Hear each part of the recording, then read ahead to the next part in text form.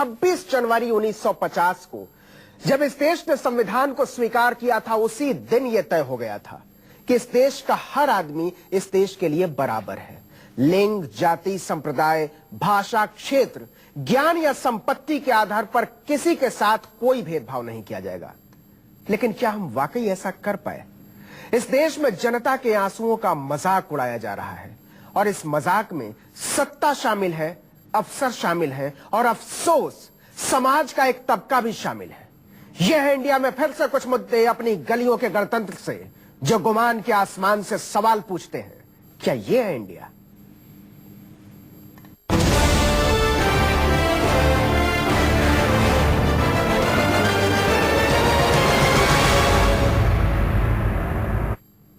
शुरुआत बिहार से। एक मां अपनी 5 बेटियों के साथ मुख्यमंत्री नीतीश कुमार के जनता दरबार में पहुंची। जानते हैं उसकी इकलौती ख्वाहिश क्या है? कि उसकी बेटियां स्कूल जा सकें, हाट बाजार जा सकें, खेलने जा सकें। लेकिन वो ऐसा नहीं कर सकती क्योंकि आरोप के मुताबिक इलाके का एक जिले पार्षद ने उसकी जिंदगी नर्क बना दी है।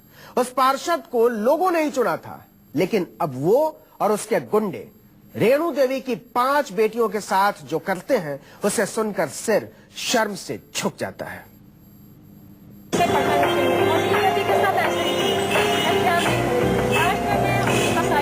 रेणु देवी 5 बेटियों के साथ 150 किलोमीटर का फासला तय करके बिहार के मुख्यमंत्री दरबार में फरियाद लगाने आरा से पटना पहुंची। के साथ ऐसे ही किया, नहीं होने दिया। एक मनचले जिला पार्षद ने हमारे ही घर को हमारा कैद खाना बना दिया है, कुछ कीजिए हुजूर। बेटियों के साथ बराबर उजलते रहता है, मेरे साथ भी उलझते रहता है सब। और मेरे बेटी के साथ चिरखानी घर में पीट करता है, इज्जत लूटने की कोई भी कोशिश करता है। ये नहीं, अपने से कुछ छोड़ता नहीं है। रेणु की बड़ी बेटी मेनका नेट की परीक्षा पास करने के बाद पटना यूनिवर्सिटी से साहित्य में पीएचडी कर रही है। दूसरी बेटी प्रभा बीएन कॉलेज की टॉपर है। तीसरी बेटी रेखा ने इंटर की परीक्षा में जिले में पहला स्थान हासिल किया था और अब मनोविज्ञान की पढ़ाई कर रही है। और चौथी बेटी 10वीं की परीक्षा देने वाली है, लेकिन कोई भी घर से बाहर नहीं निकलता। आरोप है कि सुरेश पहलवान नाम के पार्षद और उसके गुंडे दिन दहाड़े उन पर फप्तियां कसते हैं, छेड़खानी करते हैं, गाली देते हैं, पीछा करते हैं। मेरे घर के बगल का ही है, लेकिन वो लोग जिला परिषद के चचेरा सब भाई लगता है। ठीक है, इस तरह से होता है। और जब जिला परिषद के पास ये बात जाती है तो क्या बोलता है कि आम रहेगा तो ढेला जाएगा ही, जवान लड़की घर में रहेगी तो लड़का झुकेगा ही। मेनका को कोई रास्ता नहीं सूझता, क्या करें क्या नहीं। रेणु 7 साल से जुल्म सहते सहते तंग आ चुकी है। आरोप है कि बेटियां जब बाहर निकलती हैं तो गांव के दबंग उनका दुपट्टा खींच देते हैं, साइकिल से जबरन धक्का मारकर गिरा देते हैं, अश्लील इशारे करते हैं। घर में भी घुस कर जोटा पकड़ के पटक पटक मारता है। क्या क्या बोलता है? वो लोग तो बहुत गाना गाना गाली, और मम्मी को भी गाली, मुझे भी गाली, सब पांचों दीदी को भी गाली। इन लड़कियों के पिता अवसाद के शिकार हैं और घर में ही रहते हैं। रेणु जैसे तैसे बेटियों के सपनों में पंख बांधने की कोशिश कर रही है, लेकिन उनके संघर्ष को सुरेश पहलवान ने सलाम करने की बजाय अपनी गुंडागर्दी और मनचलेपन का लाइसेंस समझ लिया।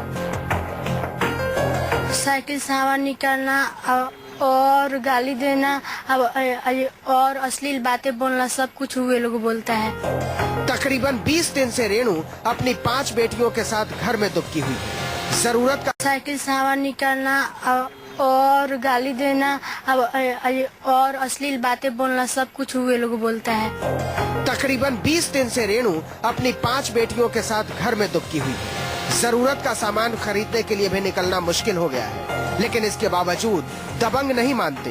घर के सामने गाड़ी खड़ी कर अश्लील गाने बजाते हैं। कई बार तो घर के अंदर तक घुस आए। पार्षद का आतंक कैसा है कि न पुलिस दखल देती है न पड़ोसी। बाइक से वो लोग पीछा करता है, पीछे से कमेंट करता है, अश्लील उन लोगों को बातें बोलता है, जिसको हम यहाँ पे कैमरा के सामने बोल नहीं सकते हैं। फिर से साइकिल का वो लोग हवा निकाल देता है। जब रेणु सारी कोशिश करके हार गई तो सीधे मुख्यमंत्री नीतीश कुमार से फरियाद करने पहुंची। इंसाफ की उम्मीद भी है, लेकिन यहाँ से भी इंसाफ न मिला तो तो कहती हैं अगर मुख्यमंत्री भी उन्हें इस नर्क से मुक्ति न दिला सके तो वो अपनी 5 बेटियों के साथ जान दे देंगी। नीतीश कुमार हमको आश्वासन दिए, मैं उसी विश्वास पर आई थी। बोले देखते हैं क्या करते हैं, अगर उन लोगों पर कार्रवाई नहीं होगी, उन लोगों को अगर सजा नहीं मिलेगी, हम अपना आत्महत्या कर लेंगे। हम इतना इज्जत तो नहीं ना लूटने देंगे, और क्या करेंगे। मामला जनता दरबार में आने के बाद बिहार की बेहोश पुलिस भी हरकत में आई है। जहां सिपाही तक सुनने को तैयार नहीं था, वहां डीआईजी को मदद का भरोसा देना पड़ा है। मैंने उनसे बोला है कि मैंने कार्रवाई करूंगा। मैं एसपी भोजपुर को भी यहाँ से दिशा निर्देश दिया है, वो जांच चल रही है अभी। मैंने बोला है कि आज ही जांच करके हमको बताया जाए कि कौन कर रहा है, और जो भी विधि सम्मत कार्रवाई होगी उन लोगों पर विलंब की जाएगी। कितना महंगा हो गया है इस देश में इंसाफ। गली के गुंडों पर कार्रवाई करने में भी थानेदार कांप जाता है। एसपी कुछ नहीं कर पाता, एसएसपी चुपचाप बैठा रहता है, डीआईजी, आईजी सब खामोश रहते हैं। और ये चुप्पी तब टूटती है जब मुख्यमंत्री की भौहें टेढ़ी हो जाती है। सौरभ कुमार, पटना, न्यूज़ 24।